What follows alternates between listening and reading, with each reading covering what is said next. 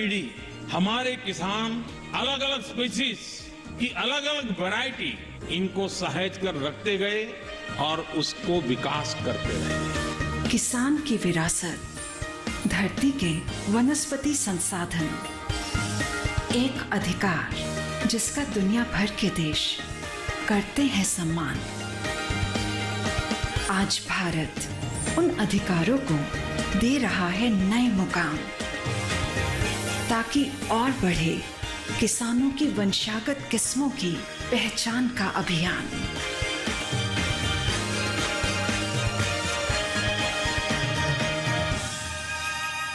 नमस्कार, आप देख रहे हैं दूरदर्शन किसान कृषि दर्शन की एक नई कड़ी में मैं अदिति शर्मा आप सभी का स्वागत करती हूं।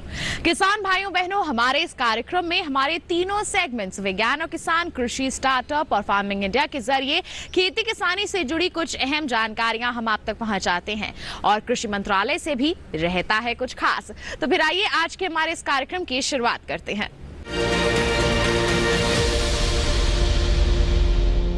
किसान भाइयों बहनों, बता दें आपको कि संसद परिसर में कृषि एवं किसान कल्याण मंत्रालय द्वारा सांसदों के लिए मिलेट्स लंच आयोजित किया गया। इसका उद्देश्य ये था कि देश विदेश में मिलेट्स को बढ़ावा दिया जा सके। जी हां, ये एक अनूठी पहल है। आइए इसी से संबंधित जानकारी आपको देते हैं।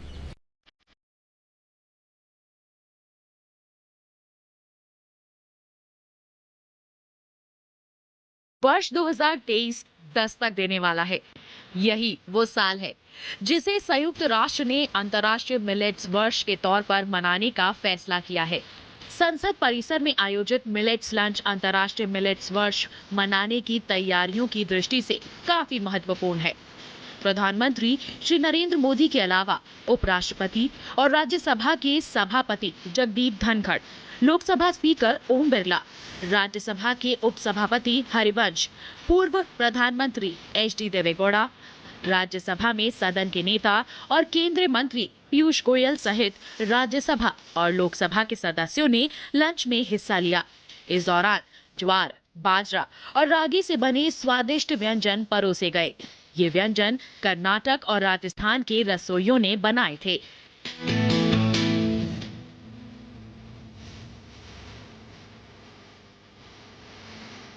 मिलेट्स ईयर 2023 की तैयारियां हिंदुस्तान में ज़ोर शोर के साथ चल रही हैं। मिलेट्स का प्रचार प्रसार हो, मिलेट्स को भोजन की थाली में सम्मानजनक स्थान प्राप्त हो, इस दृष्टि से पूरा प्रयत्न चल रहा है।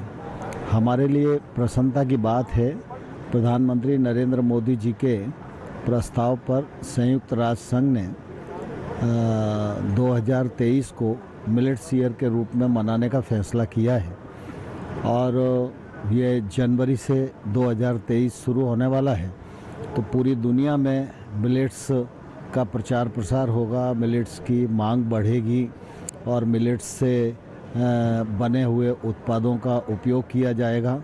इससे निश्चित रूप से एक तो छोटे किसान की ताकत बढ़ेगी, क्योंकि मिलेट्स का उत्पादन वर्षा आधारित क्षेत्र में भी हो सकता है, बिना फर्टिलाइज़र के उपयोग के होता है।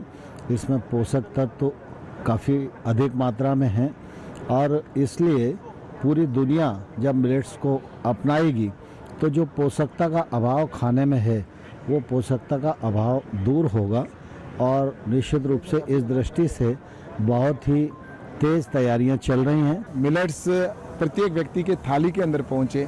बाजरा है, ज्वार है, रागी है जैसे भोजन है, बहुत ही स्वादिष्ट भोजन बनता है उनसे और उसके साथ साथ स्वादिष्ट तो बनता ही है, लेकिन इसके साथ में उसका गुणवत्ता भी बहुत अधिक होती है। उसमें पौष्टिकता और जिस तरह से उनके अंदर उत्पाद होते हैं उससे शारीरिक क्षमता भी बढ़ती है, शारीरिक दृष्टि से वो मजबूत व्यक्ति बनता है। जो कुपोषण की समस्या है विश्व में, जहाँ उसको भी हम समाप्त कर पाएंगे।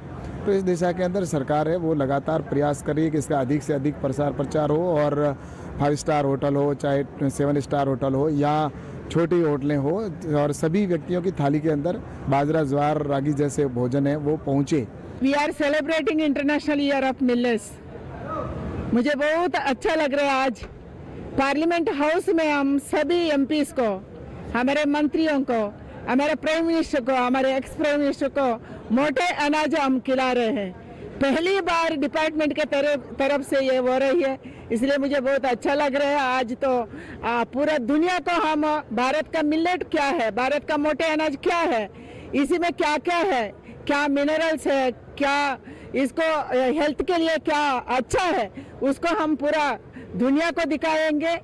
एंड आने वाले दिन में 2023 में भारत पूरा दुनिया को मिलेट का एक्सपोर्ट करेंगे, ऐसा एक उम्मीद रख के आज हम सबको खिला रहे हैं। एमपीस वापस जाने के बाद अपने अपने क्षेत्र में मोटे अनाज का ऐसे मेला करेंगे और सबको खिलाने का उम्मीद रखेंगे हम। इसी के साथ बता दें कार्यक्रम में वक्त हो चला है एक छोटे से ब्रेक का। आप कहीं मत जाइए, देखते रहिए कार्यक्रम कृषि दर्शन, बने रहिए दूरदर्शन किसान पर।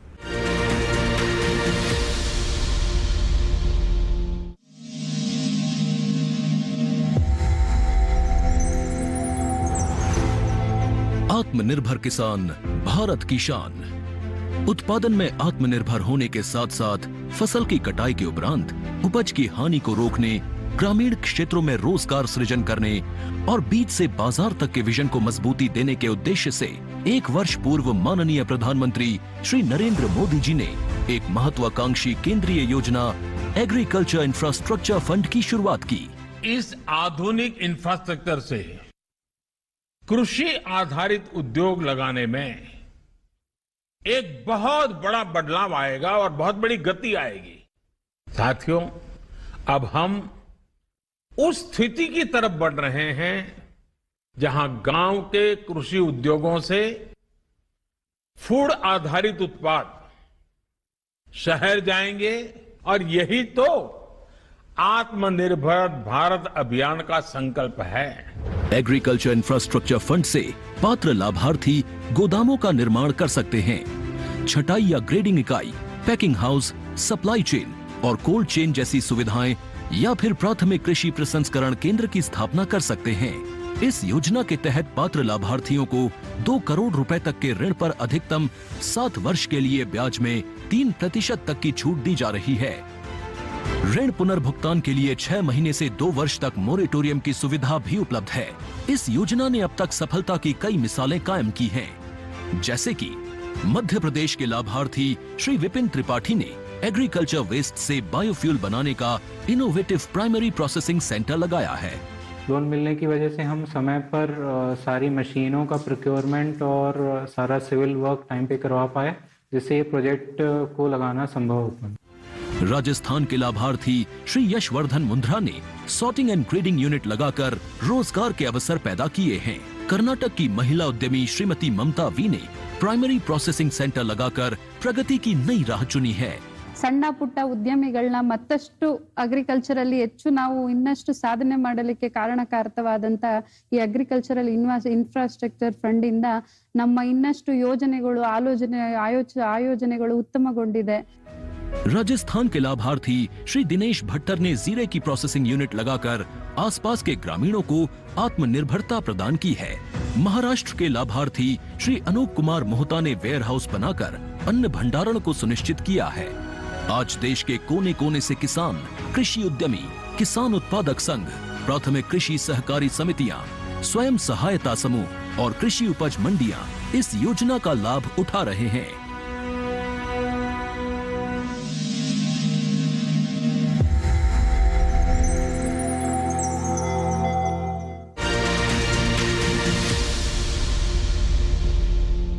ब्रेक के बाद दूरदर्शन किसान के कार्यक्रम कृषि दर्शन में आप सभी का फिर से स्वागत।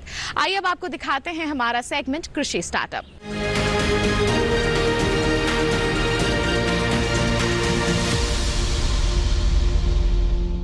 इस सेगमेंट में हम मुलाकात करते हैं हमारे सफल किसान से, ताकि उनकी कामयाबी की दास्तान को जानकर हम भी उनसे प्रेरित हो सके, समस्याएं जो आती हैं खेती किसानी में उनका डटकर सामना कर सके। आइए एक ऐसे ही सफल किसान से आपकी मुलाकात करते हैं और उनकी कहानी को जानकर हम सब भी प्रेरित होते हैं। जिस तरह से बड़े शहरों में हवा, पानी और खाना दूषित हो रहा है, ऐसे में एग्रो टूरिज्म का कॉन्सेप्ट काफी चलन में है। एग्रो टूरिज्म यानी कृषि पर्यटन, जिसके तहत खेती किसानी से जुड़ी गतिविधियों और कृषि की प्राचीन विरासत से पर्यटकों को रूबरू कराया जाता है। आज बात एक ऐसे ही सफल किसान विनोद कुमार जियाणी की करते हैं, जिन्होंने कृषि पर्यटन में अपना योगदान दिया है और अन्य किसानों को भी कृषि पर्यटन से जुड़ने के लिए प्रेरित किया है। विनोद कुमार जियाणी कटेरा गांव पंजाब के रहने वाले एक किसान हैं। वे वर्ष 2005 से जैविक खेती से जुड़े हैं। विनोद कुमार ने अपने गांव में ही एक बड़ा फार्म विकसित किया है।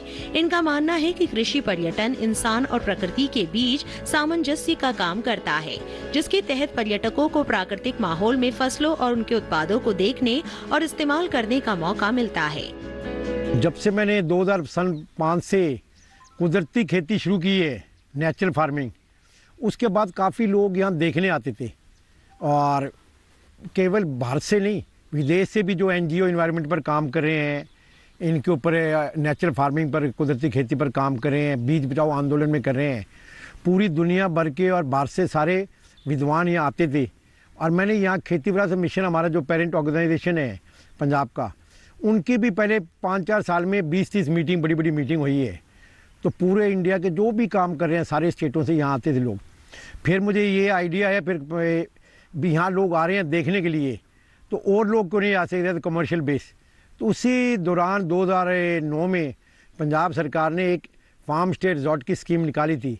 मैंने अप्लाई की तो 14 फरवरी 2009 को पंजाब गवर्नमेंट से मेरे ये फार्म स्टे रिजॉर्ट मान्यता प्राप्त थी। फिर इस फार्म के मैंने धीरे धीरे उससे कि भाई टूरिस्ट एंगल से लोग घूमने आते हैं, पर्यटन, उनके एंगल से और नेचर को साथ रखते हुए उसके वो मैंने डेवलप कर दिया। तो ये मैं आज भी ये कहना चाहता हूँ, ये मेरा जैनी नेचर फार्म नहीं है। भारत का हर एक गाँव, हर एक के पास एक यूनिक सेलिंग पॉइंट है। कहीं भी ये टूरिज्म आपको मेन, अभी गेस्ट आएंगे क्यों, 3 क्वेश्चन आ जाते हैं। गेस्ट आएंगे क्यों, आएंगे तो करेंगे क्या और क्या लेके जाएंगे यहाँ से। तो हमारे यहाँ स्कूल के बच्चे आते हैं, आर्म्ड फोर्सेज बॉर्डर एरिया करके, वो भी काफ़ी आते हैं। और स्कूल तो दिल्ली से, चंडीगढ़ से, बठिंडा से, आसपास के दूर दूर से आते हैं। तो जो भी स्टूडेंट्स आते हैं, पहले 1 घंटा का हमारा ये लेक्चर होता है कुदरती खेती के ऊपर। कुदरती खेती करना चाहिए, हमारा भोजन कैसे आते हैं, उनको फार्मिंग के बारे में बताते हैं। फिर उनके बच्चों को और गेस्टों को हम फार्म की विज़िट कराते हैं। हम दिखाते हैं हमारी जो ज़मीन, सॉइल कैसे हेल्दी हो गया, कितने पेड़ लगे, पक्षी लगे, उनको इसके बारे में दिया जाता है। और फिर ये गेस्ट आते हैं, उनको खाना भी 90% तो हमारा खेत का ऑर्गेनिक खाना ही होता है। हर प्रकार की सब्जियां हैं, जैसे आगे बताया आपको 32 प्रकार के हमारे फल है, सीजनल सारे वेजिटेबल्स हैं। और हमारे आटा, दाल, तेल, घी सारा घर का है। तो उनको खाया भी ऑर्गेनिक जाता है। तो इससे और इसको कुदरती खेती प्रमोट भी होती है और लोग बार बार आते हैं यहाँ रहने के, देखने के लिए। विनोद कुमार के फार्म मॉडल को देखने देश और विदेशों से भी लोग आते हैं। अपने इस फार्म मॉडल के जरिए वो फार्म पे आए कुछ लोगों को फार्म विजिट, फार्म एक्टिविटी और फार्म स्टे जैसी कई सुविधाएं देते हैं। इनके फार्म में 32 प्रकार के मौसमी फल और सब्जियां उगाई जाती हैं। साथ ही उनके फार्म पर आटा, दाल, तेल सारा सामान उपलब्ध रहता है, जो पूरी तरह से ऑर्गेनिक होता है, जिसका उपयोग विनोद कुमार अपने फार्म पर आए पर्यटकों के भोजन में करते हैं। यहाँ आए लोग को ठहरने की सुविधा से लेकर खाने पीने सभी चीजों का खास ख्याल विनोद कुमार स्वयं करते हैं। इनका ये मानना है कि इस प्रकार हम अपने देश सहित विदेशों में भी जैविक खेती को बढ़ाने में सफलता हासिल कर सकेंगे। यहाँ तक कि इन्होंने अपनी कृषि पर्यटन को बढ़ावा देने के मकसद से फार्म पर आए टूरिस्टों के लिए मनोरंजन की व्यवस्था भी कर रखी है, जिसमें बैल और ऊंट की सवारी भी मौजूद है, ताकि आए हुए लोगों का समय ज्यादा से ज्यादा अच्छा बीत सके। गेस्ट आते हैं, उनके रहने के लिए भी हमने काफ़ी अच्छा प्रबंध किए हैं। 8 कमरे बनाए हैं जो पंजाब गवर्नमेंट से हमें अप्रूव्ड हैं। तो 8 कमरे रुकने के लिए, टेंट भी बना रखे हैं। और गेस्ट आएंगे तो क्या क्वालिटी टाइम स्पेंड करेंगे। तो उनके एंटरटेनमेंट के लिए बैलगाड़ी की सवारी है, ऊंट की सवारी है, घोड़ा गाड़ी सवारी है। फिर इंडोर और आउटडोर सारे गेम्स है, फुटबॉल, क्रिकेट, बास्केटबॉल, आर्चरी है और स्किल गेम्स भी हैं। बच्चों के लिए झूले भी लगा दिए। फिर एक स्विमिंग पूल भी बना दिया हमने। स्विमिंग पूल को भी नेचर के हिसाब से बनाया है। भी नीचे का पानी हम यूज़ करते हैं, इसमें कोई क्लोरीन केमिकल नहीं डालते। और 2-3 दिन बाद पानी बदलना हो तो ये पानी सारे खेत के अंदर वापस यूज़ हो जाता है। और पूल ज़मीन से 2 फुट ऊपर है। सोलर के पंप से हम भरते हैं, उससे इलेक्ट्रिसिटी वेस्ट नहीं होती। खाली करते टाइम हमारे एनर्जी नहीं लगती। फिर ये सेंट्रल गवर्नमेंट की स्कीम थी वाटर हार्वेस्टिंग। तो हमने 10 कनाल का एक बड़ा टैंक बनाया वाटर हार्वेस्टिंग के लिए। तो उसके अंदर पानी स्टोर करने के साथ साथ खेत में ड्रिप से पानी लगते हैं और साथ में उसमें बोटिंग भी कर दी। ड्यूल पर्पज़ का ये पूल बन गया। तो ऐसे हमने ये फार्म डेवलप किए है टूरिज़्म के एस्पेक्ट से। तो इसमें लोग काफ़ी खुश होते हैं। और हमारे ये लॉकडाउन से पहले एक साल के अंदर 40,000 लोग आए थे, उसके अंदर 500 विदेशी थे।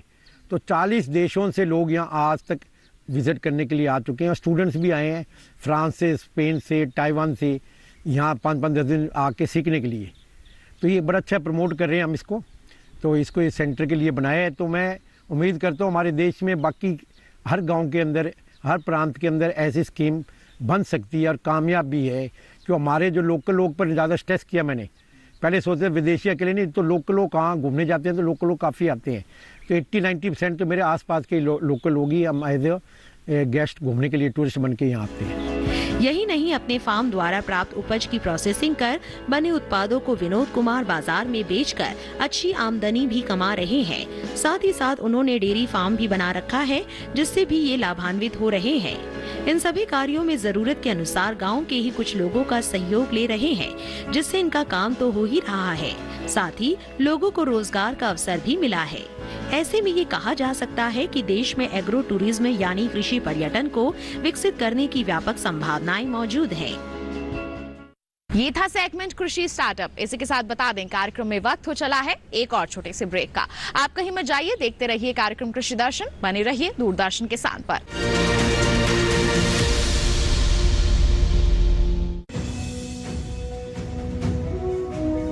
भारत सरकार का हर प्रयास किसानों को दे रहा है एक नई आस। देश के किसानों की खुशहाली और उन्हें आत्मनिर्भर बनाने के लिए भारत सरकार समर्पित है। प्रधानमंत्री श्री नरेंद्र मोदी जी के नेतृत्व में कृषि क्षेत्र में किए गए निरंतर प्रयासों के फलस्वरूप देश खाद्यान्न व बागवानी के क्षेत्र में आत्मनिर्भर हो चुका है और देश में दलहन का उत्पादन भी बढ़ा है। इसी तरह भारत सरकार ने खाद्य तेलों के उत्पादन को बढ़ाने के भी अनेक प्रयास किए हैं। इसी क्रम को आगे बढ़ाते हुए माननीय प्रधानमंत्री श्री नरेंद्र मोदी जी के नेतृत्व में भारत सरकार ने दूरदर्शी निर्णय लेते हुए राष्ट्रीय खाद्य तेल मिशन ऑयल पाम की शुरुआत की है। इस मिशन से देश भर के किसानों को बहुत लाभ मिलेगा। कृषि के पूंजी निवेश में वृद्धि होगी, खाद्य तेल आयात पर देश की निर्भरता कम होगी और रोजगार के नए अवसर पैदा होंगे। खाने के तेल में आत्मनिर्भरता के लिए अब राष्ट्रीय खाद्य तेल मिशन ऑयल पाम का संकल्प लिया गया है। इससे किसानों को तो सीधा लाभ होगा ही, गरीब और मध्यम वर्ग के परिवारों को सस्ता और अच्छी क्वालिटी का तेल भी मिलेगा। यही नहीं, ये मिशन बड़े स्तर पर रोजगार का निर्माण करेगा। इस मिशन के अंतर्गत ऑयल पाम का रकबा और पैदावार बढ़ाने पर जोर देने के लिए सरकार ने 11,000 करोड़ रुपए से अधिक की सहायता राशि निर्धारित की है। मिशन के तहत सरकार ने ऑयल पाम की खेती के लिए रोपण आदि की सहायता में बढ़ोतरी करते हुए पहले मिलने वाले 12,000 रुपए प्रति हेक्टेयर को बढ़ाकर 29,000 रुपए प्रति हेक्टेयर तक कर दिया है। ऑयल पाम के पुराने बागों के पुनरुद्धार के लिए 250 रुपए प्रति पौधा के हिसाब से विशेष सहायता दी जा रही है। पौधारोपण सामग्री की कमी दूर करने और बीजों की पैदावार करने वाले बागों को भी सहायता दी जाएगी। इसके तहत 15 हेक्टेयर ऑयल पाम उद्यान के लिए 80 लाख रुपए तक की सहायता राशि दी जाएगी। इसके अलावा नर्सरी विकास के लिए 40 लाख रुपए तक तय किए गए हैं। पूर्वोत्तर और अंडमान राज्यों के लिए विशेष सहायता का भी प्रावधान है। ऑयल पाम के किसान ताजे फलों के गुच्छे यानी FFB का उत्पादन करते हैं, जिनकी वर्तमान में कीमतें अंतर्राष्ट्रीय मूल्यों में उतार चढ़ाव के आधार पर तय होती हैं।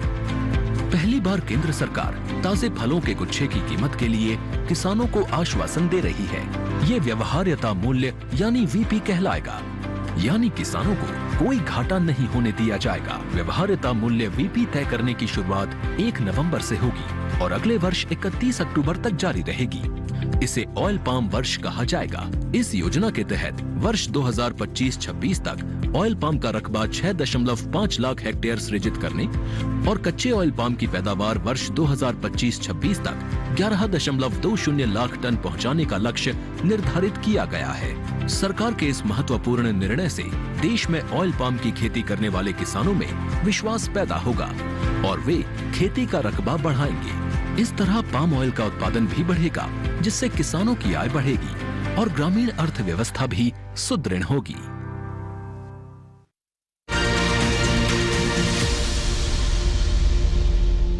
ब्रेक के बाद दूरदर्शन किसान के कार्यक्रम कृषि दर्शन में आप सभी का फिर से स्वागत। आइए अब आपको दिखा देते हैं हमारा अगला सेगमेंट फार्मिंग इंडिया।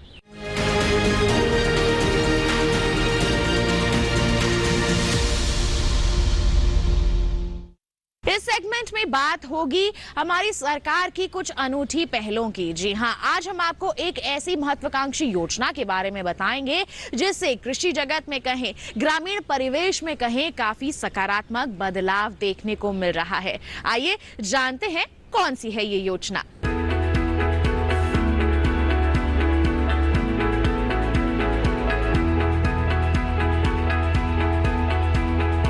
ई-नाम के जरिए आप घर बैठे न केवल एपीएमसी से जुड़ी किसी भी मंडी में चल रहा भाव मालूम कर सकते हैं, बल्कि अपनी फसल का सौदा कर सकते हैं और घर बैठे समय पर बिकी हुई फसल का भुगतान भी पा सकते हैं। ई-नाम दरअसल कोई समानांतर मार्केटिंग संरचना नहीं है, बल्कि ये मंडियों का ही राष्ट्रीय नेटवर्क बनाने का एक साधन है, जिसे ऑनलाइन एक्सेस किया जा सकता है।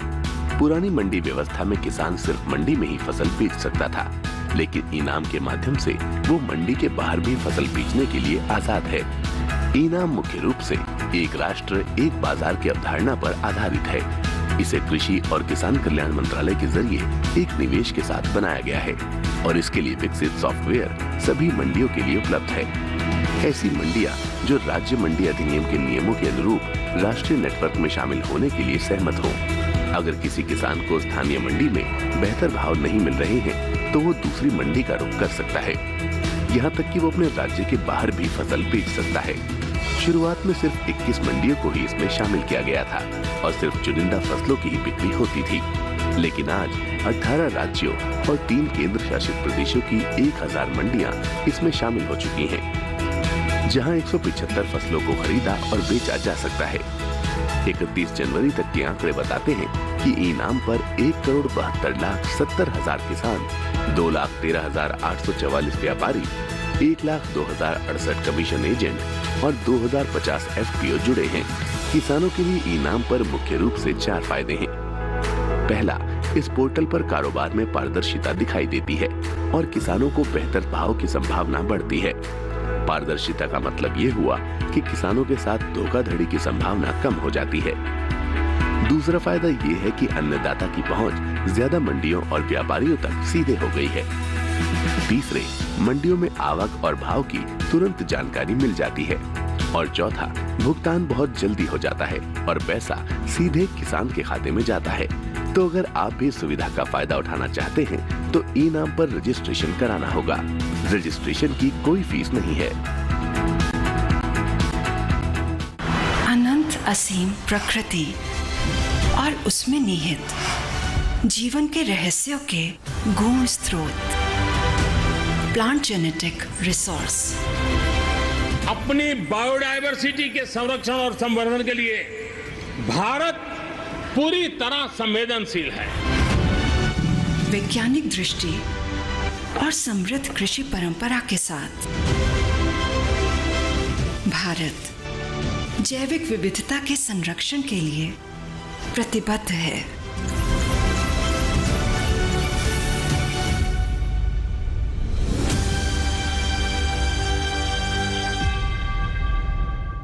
ये था सेगमेंट फार्मिंग इंडिया। इसी के साथ बता दें आज के अंक में बस इतना ही। उम्मीद है जितनी भी जानकारियां आज के कार्यक्रम के माध्यम से आप तक पहुंचाई गई हैं, सभी आपके लिए लाभकारी साबित हुई होंगी।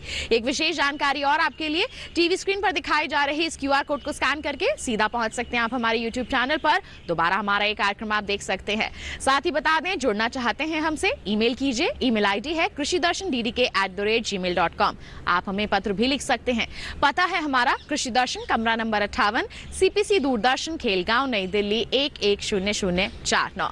तो इसी के साथ आज के लिए इतना ही। अगले अंक में फिर होंगे हाजिर, तब तक के लिए दीजिए इजाजत, लेकिन आप बने रहिए दूरदर्शन किसान पर। नमस्कार।